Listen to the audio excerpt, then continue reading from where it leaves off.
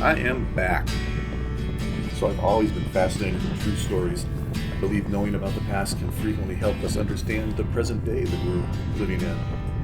That's one of the reasons why I wrote Interesting Facts in History, Fun American Trivia. I was exploring some of the events in our history that make America what it is today, and share that with everybody that was interested in that. But recently, I have found I decided to put that same lens on a different kind of story, my own. So even though I know it's been a few months since I've done any videos really, I wanted to take this time to thank you for sticking around and show you the new project I've been working on. It's been consuming a large part of my life for the last few months. It started a while back when I created some journals. One called Dad Tell Me Your Story Journal, one's Mom Tell Me Your Story Journal, and I have others. But it's really basically for children to learn about their parents, where their parents can tell them the stories of their lives. I think it does a great deal to help bring the generations together, and very proud of it. And then, of course, my adult daughter asked me if I was going to tell her the stories of my life. I realized that I needed to do what I was asking other people to do. Of course, my son had asked me to tell my stories years ago, so it was time.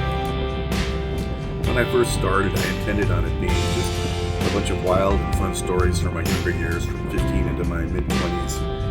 The kind of things that young men do when they've got way too much testosterone while trying to find their place in the world and trying to see what it means to be a man.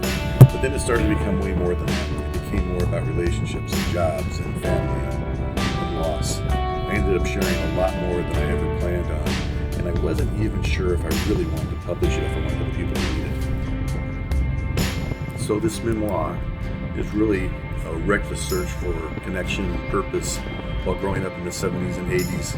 In that world before we had things like GPS and texting and dating apps or even online employee applications. You had to go in person. It's about trying to ride away from our troubles on a motorcycle or hiding in ski towns. It's about questionable decisions and heartbreak and profound loss. It's also a personal look at how a young man's views on women and family relationships are formed during those younger years. I shared a whole lot more than I was planning on. I'm proud of it, but at the same time I'm pretty nervous about sharing this much with people. I'm not sure how I feel about sharing this, especially with my adult children, seeing my failings when I was younger. But I wanted to be as honest as possible, and you'll have to let me know if you think I shared too much or not enough. The link to my memoir, Chasing What I Lost, is in the description.